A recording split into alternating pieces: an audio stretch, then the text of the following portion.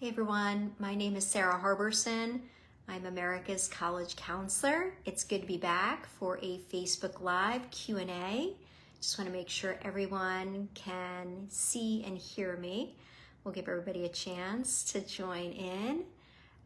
It's been a while. I haven't had a chance to do a Facebook Live. I've been so busy with a million other things. So it's good to be back and see what questions you all have. I like to do a Q&A on Facebook Live right before those November 1st deadlines because there are a lot of questions leading up to those deadlines. A lot of students are working on early decision and early action applications. So I want to give everybody a chance to ask questions.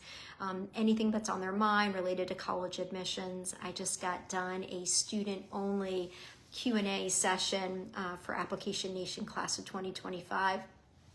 And I started stalling a little bit just like this. And then within about a minute, I think I had like over 100 questions to answer, but I was able to get through some of them. But tonight, this Q&A on Facebook Live is for all of the other families out there that have questions. I always see a lot of Application Nation families. I've already see that they've joined, but we will probably have a lot of other families who are not familiar with Application Nation or are not members. So I want to give them a chance to ask some questions about the process. It looks like we've already got a few in there. So why don't we get started? And I try to answer them in the order that they come in, and I try to answer as many as we can squeeze in. All right, first question here. What is the best way to show a safety school that you are interested in attending, even if you are a high stat student? Okay, so every high school student applying to college, you want to have an equal number of what I call reach colleges, those colleges that you're still competitive for, but definitely have a lower acceptance rate than some target colleges right in the middle, again, that you are competitive for, but their acceptance rate might be a little bit more reasonable, and then some likely colleges, colleges that will have a more generous acceptance rate where maybe your SAT scores or ACT scores or GPA are higher than what the college typically admits. A lot of your likely and target colleges could track what's called demonstrated interest. That is an approach that a lot of colleges, not every college, but a lot of colleges will use because they're worried about their yield rate. They don't want to admit a student who has no interest in going to their college. So every college on your list, you want to double check to see if they track demonstrated interest. You can find that information out by looking at the common data set. There's going to be a chart in the first year freshman admissions section, that's section C. And on that chart, it shows what the college factors into the admissions process. The last thing listed is called level of applicant's interest. And if considered or higher is checked off, that will tell you that the college factors in demonstrated interest. The best way to show demonstrated interest is to do an official tour and information session offered through the admissions office. That's the best and easiest way to show interest. If there are any programs in your area, whether they're in person or maybe even a virtual program that the admissions office is hosting, you can also attend one of those. If the college offers interviews, that's another way to show demonstrated interest. And if the college requires supplemental essays, you want to make sure that you're putting a lot of effort into those supplemental essays and showing your knowledge about the college and the connection that you have to the college. Those are the best ways to show demonstrated interest. And, you know, if you do all those things and a likely college doesn't admit a high stats student, that's on them, that's not on you. That means that they're just playing the yield game and it might not be a good fit in the end for that student. All right, let's see. Another question. Hi, Sarah.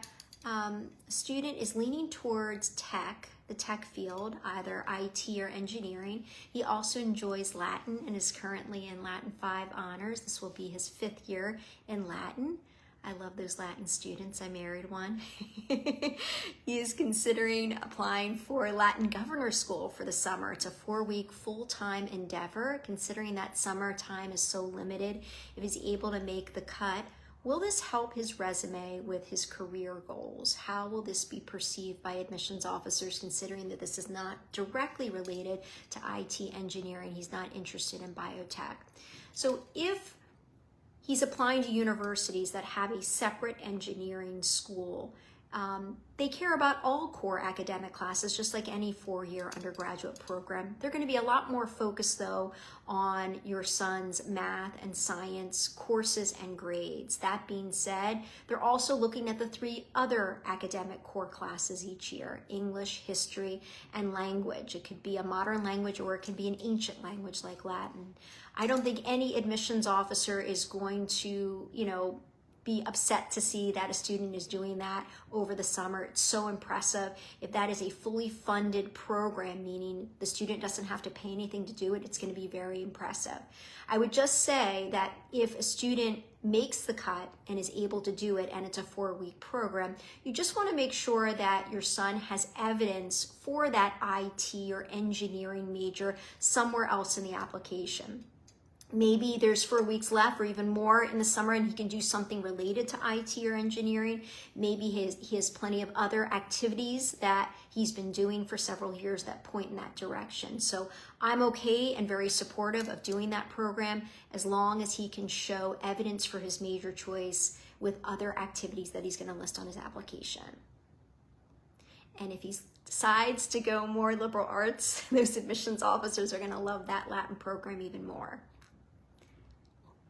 Hi Sarah, my son's school does not offer regular biology. Freshman year, it's conceptual physics. Yes, some of those high schools are doing that now.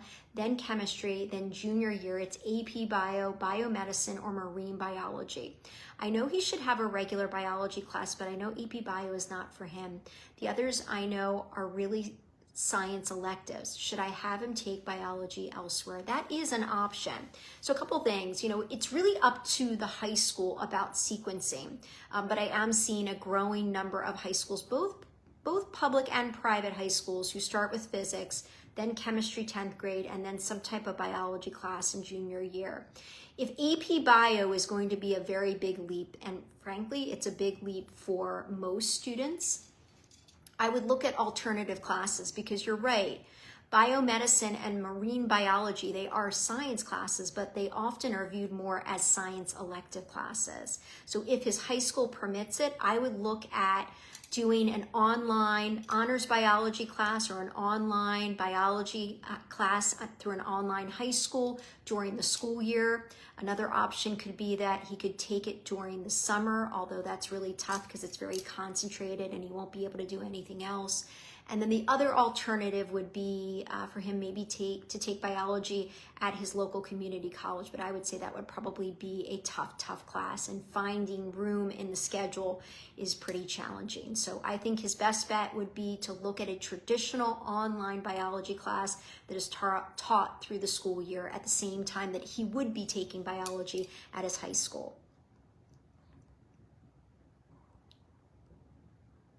What is your opinion regarding schools shifting from test optional to test required, specifically Tulane, Richmond, and other colleges? Yeah, gosh, David, I wish I had time to write an op-ed about this.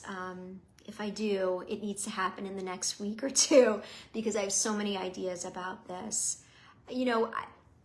Everyone could have a different opinion about test optional and whether that is an effective way to select a class or not.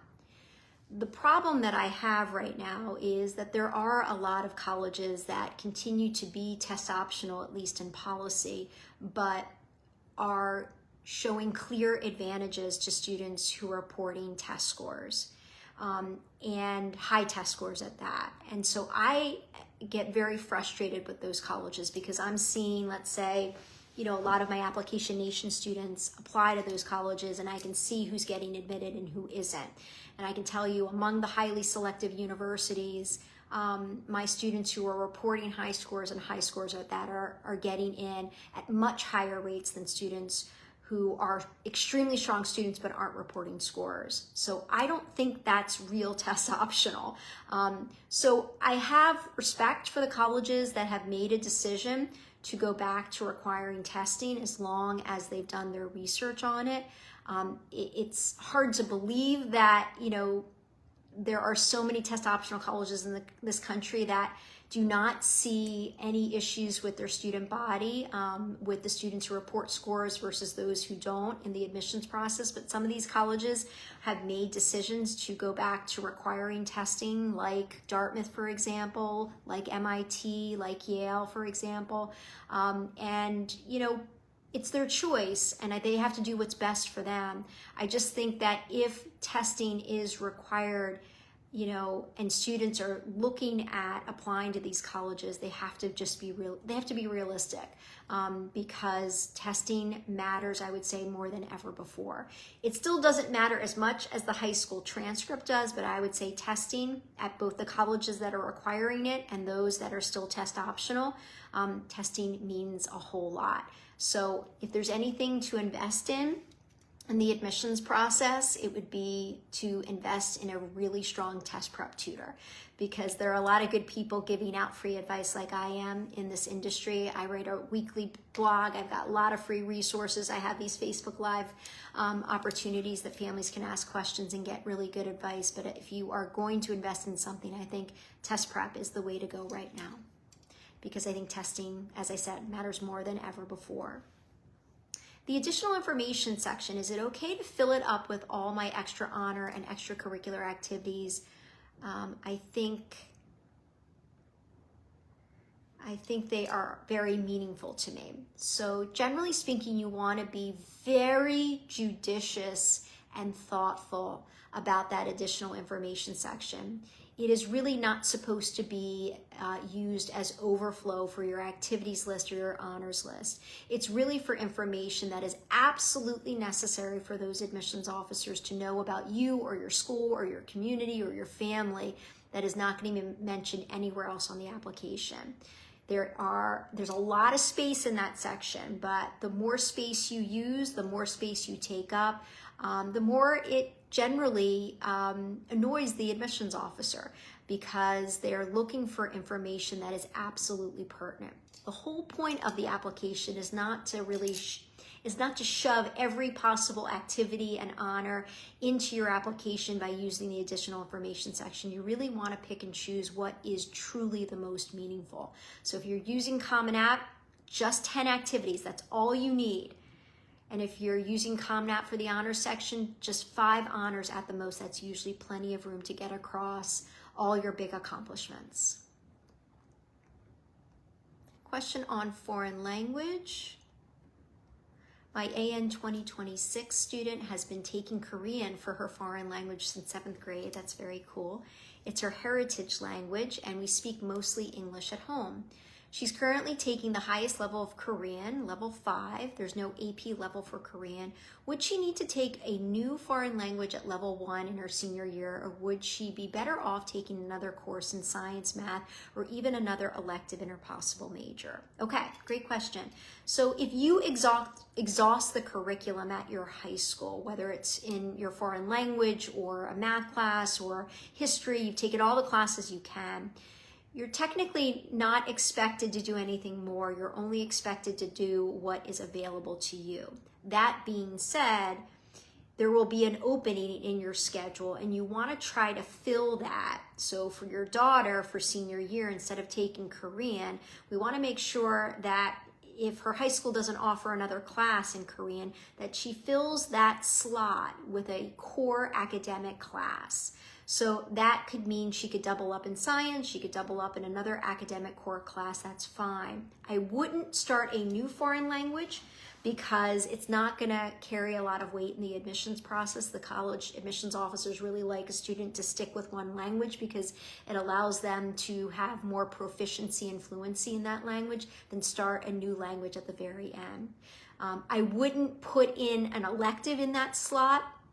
I would stick to those core academic subjects, which are math, science, English, history, and obviously language, okay? The other option is, if her high school doesn't offer another Korean class, she could look online through an online high school or a local college, or take an online college class in an advanced level Korean. I would just say that if it's not part of the high school program, sometimes it's very difficult to figure out what advanced level foreign language class the student should place in. So just keep that in mind. Hi, Alexis.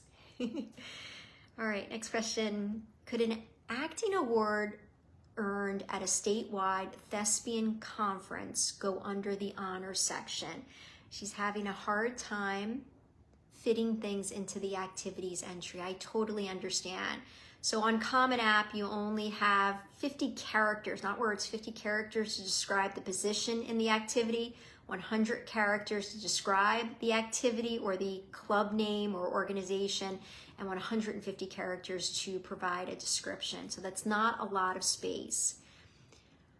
Generally speaking, awards that you get that are not traditionally academic, they're really not supposed to go into the honors section. They're supposed to go with the activity listing.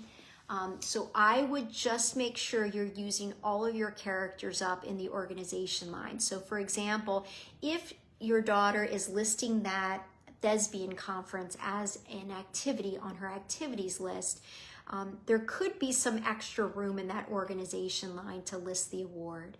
If not, and it's really important to list that acting award, it would be for me, because I did a lot of acting in college and in high school, although I wasn't very good in high school.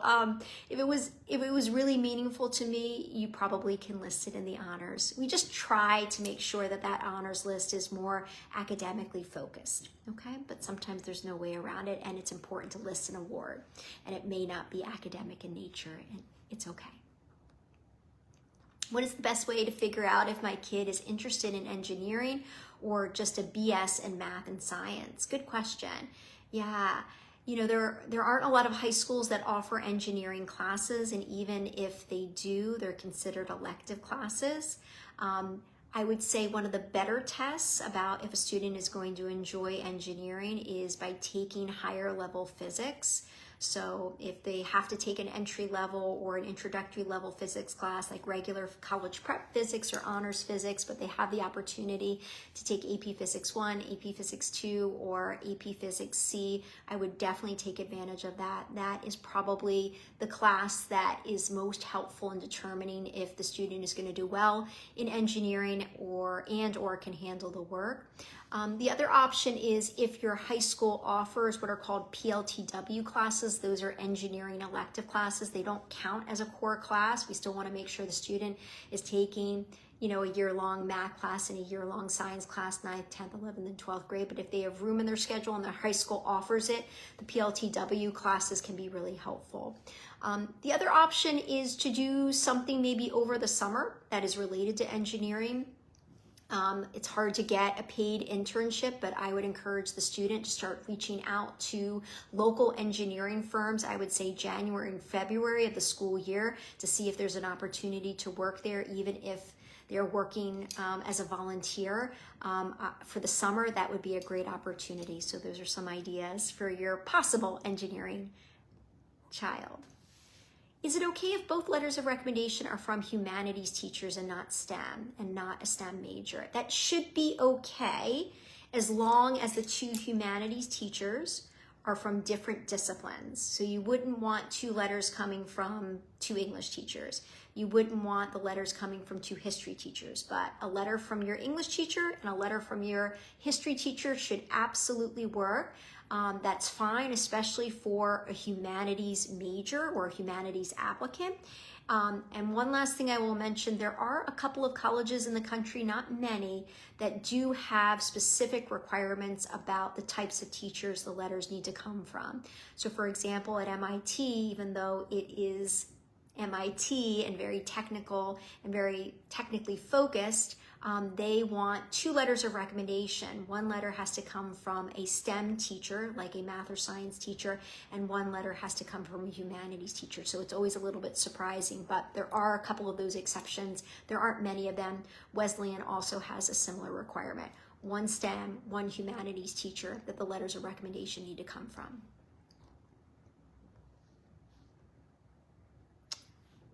Hi, Michelle. If an admissions officer comes to the student's high school and encourage them to send scores, even if it's a little below the middle 50% range, what do you think? I know, right? This is a highly selective school, which sounds like they may be more test preferred, not test optional.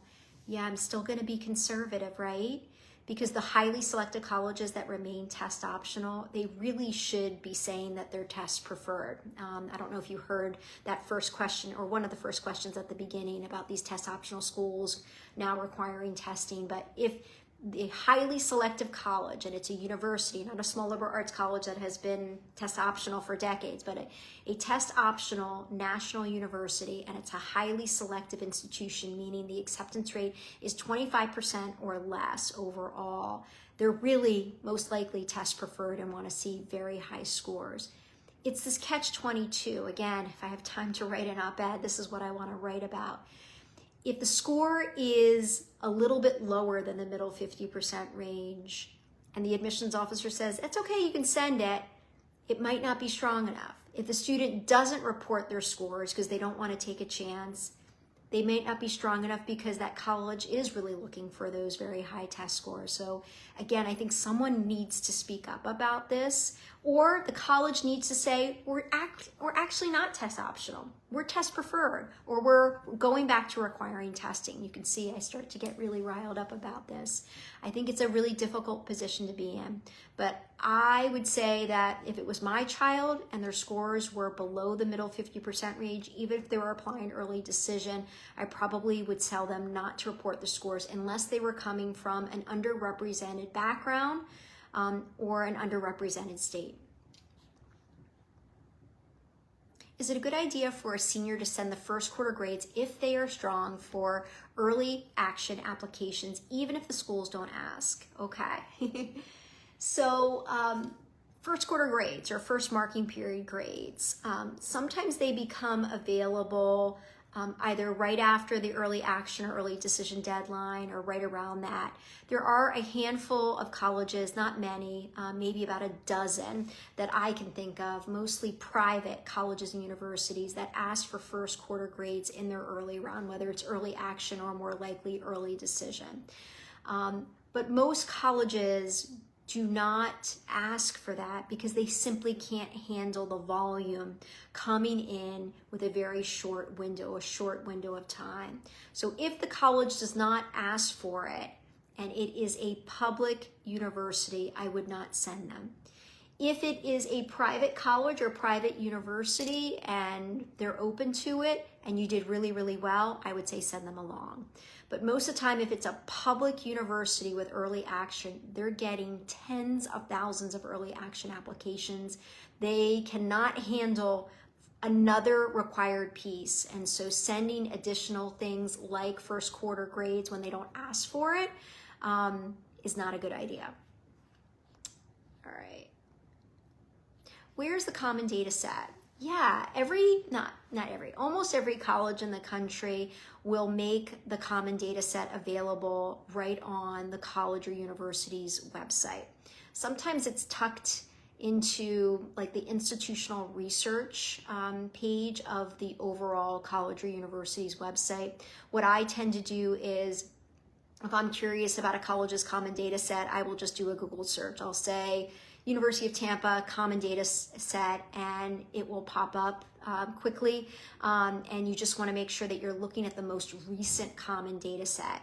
And also remember that it's usually at least a year behind. So even though there's a lot of great admissions information on the common data set, if a college provides it, it's already outdated too. So just be aware of that. But there's a lot of good information about admissions on there in section C. And I just do a quick Google search if I'm looking up a specific college's common data set. It's easier to do that than try to search the college or university's website.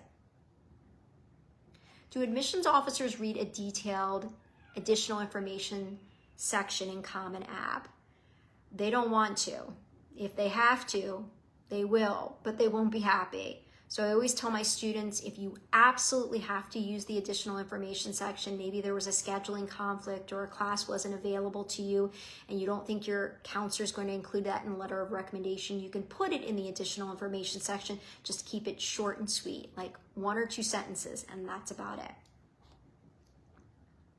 If your child went to multiple summer camps at various colleges, should she list them, all the same area and her major or minor choice?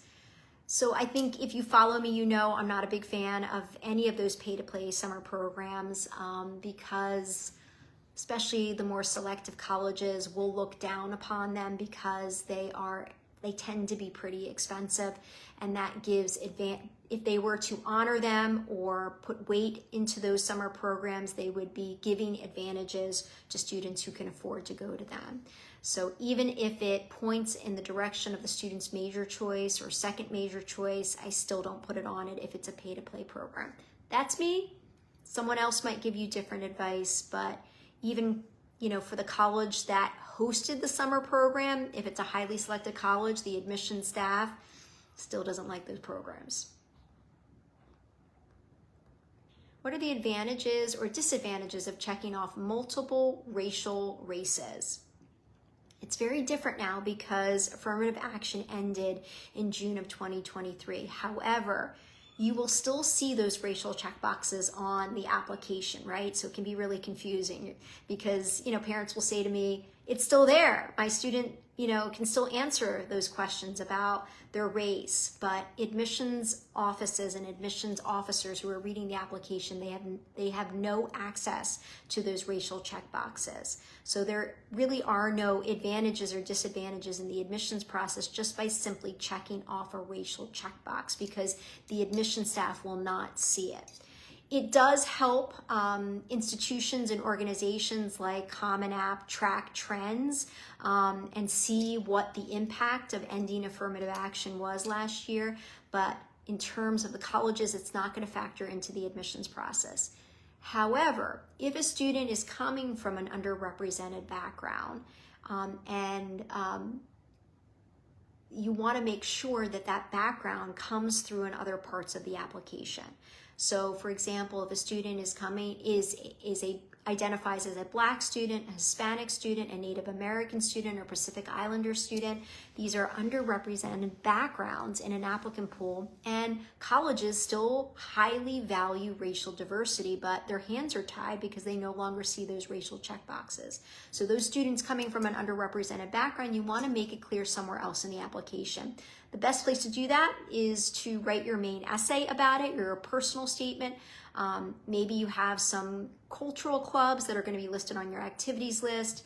Maybe you got one of the national recognition awards for Black students, Hispanic students, or Native or Indigenous students, for example. Make sure those are listed on your honors list. So anything that would reveal your background would be really important to make sure it's mentioned in the application because those racial checkboxes are not going to be viewed by the admission staff. How do you consider campus safety? Yeah, really important as a parent myself. You hear a lot of horror stories. I heard one today from my daughter whose friend goes to another institution. So yeah, it's something to factor into your college search. And the thing is, it's not that all city schools are dangerous and all suburban and rural schools are safe. That's not necessarily the case, but you want to be able to look at, first, I would check out the website, the campus safety website. Most colleges at this point have their own campus security staff. I would look to see how big the staff is and compare that to the student body. There is also a federal law, I'm blanking on the name, but colleges and universities are required to publish all of their crime statistics, and so be on the lookout for that information as well. And then I think the best thing that you can do as a family is to visit campus and visit that college when school is in session. So in the fall or spring semester, usually during the week is better to get a better feel for campus safety and just see for yourself. That's always the best way to test it out. Do the more selective colleges calculate GPA, and do they all weight advanced classes? So a lot of colleges in this country are going to recalculate a student's GPA based on what is important to them. So I'll give you an example. For the first 10 years of my career, I worked at the University of Pennsylvania in their undergraduate admissions office, and we recalculated the GPA, and it was based on 9th, 10th, and 11th grade. We saw senior year classes, because they were listed on the application. And if a student was applying regular decision, we saw first semester grades. Sometimes we would even ask for first quarter grades and early decision.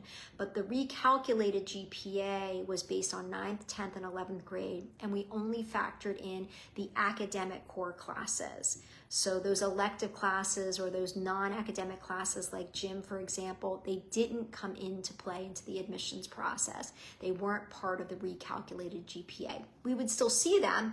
So, if a student got, I don't know, like a D in gym or a C minus in an art class, we would still see it, and it could factor into the admissions process, but we were much more focused on those core academic classes. Do admissions offices factor in or weight certain courses? Weighted courses or more rigorous courses that are offered at your high school matter in the admissions process. While a lot of colleges that recalculate GPAs, they don't use a weighted GPA, they are looking at both the grade in the class and the level of the class, and both go hand in hand. It's not just the grade, it's the rigor of the class and the grade in the class. They go together, and they're just as important. One is just as important as the other. So if you were applying to a highly selective college, let's say you're applying to Penn, their acceptance rate is in the single digits. It's really, really competitive.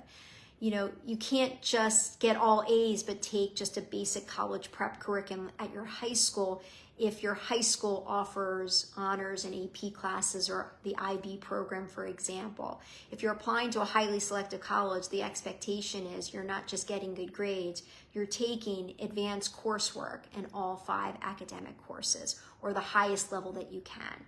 So especially looking at the more selective colleges, that rigor is going to matter even more. Hi, RT.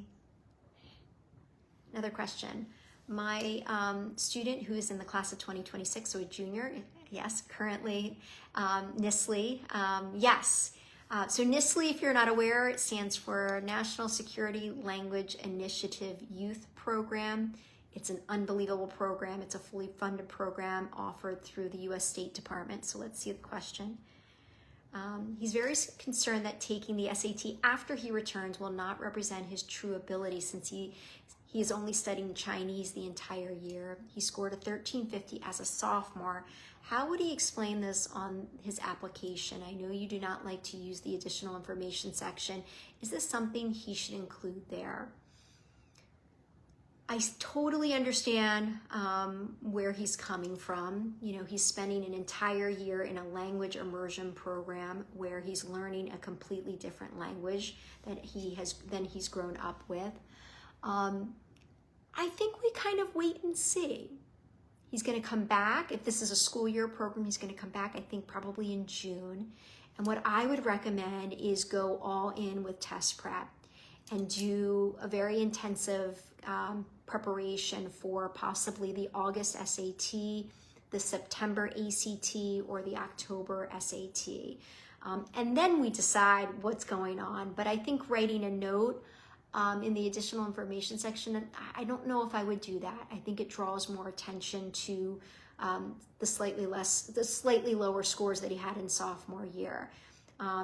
There's a big jump between sophomore year and going into senior year, and I think there's still time for him to get that score up.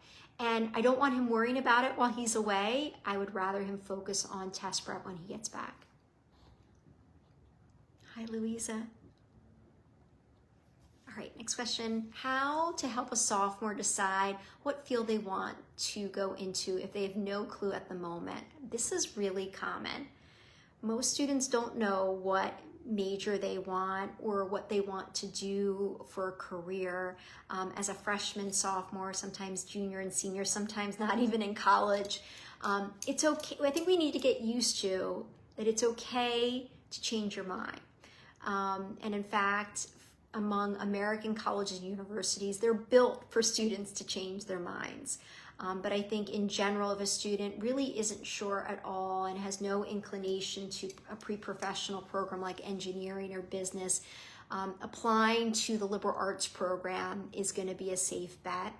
But if you are wondering what fields they could possibly list as a major, and I'm a big fan of listing a major on a college application, even though most colleges aren't admitting students to a specific major, they're definitely taking that major choice into account when they're reading through the application. But if you're curious and want to get some ideas, this is what I do.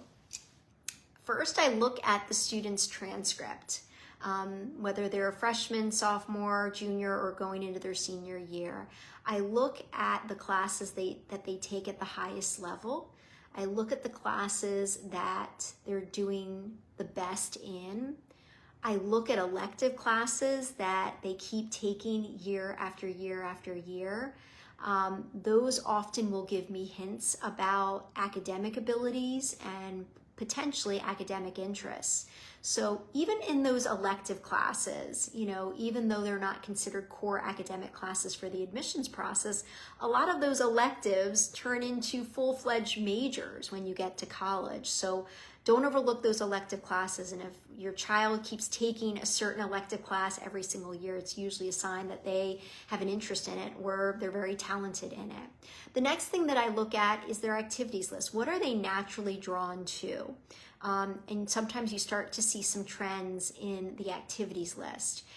For a student who's interested in engineering, they will gravitate towards those robotics clubs or science clubs or something related to technology or computer science. So first look at the transcript, then look at the activities, but also give them the room to change their minds a little bit because they often do. Hi, Brandy.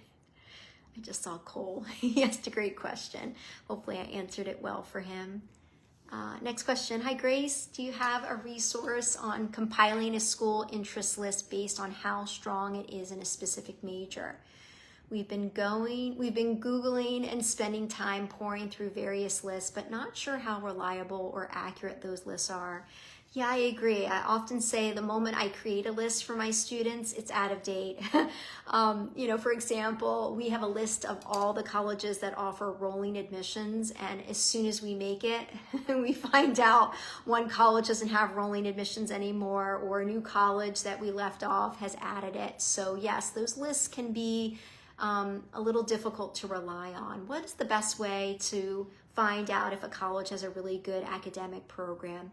I think the first place to start would be the website for that particular major or department. There's a lot of great information on that page and that website. Although sometimes at smaller colleges, you might not see a very robust page for the department or major. So don't be afraid to reach out to the director of the department, or,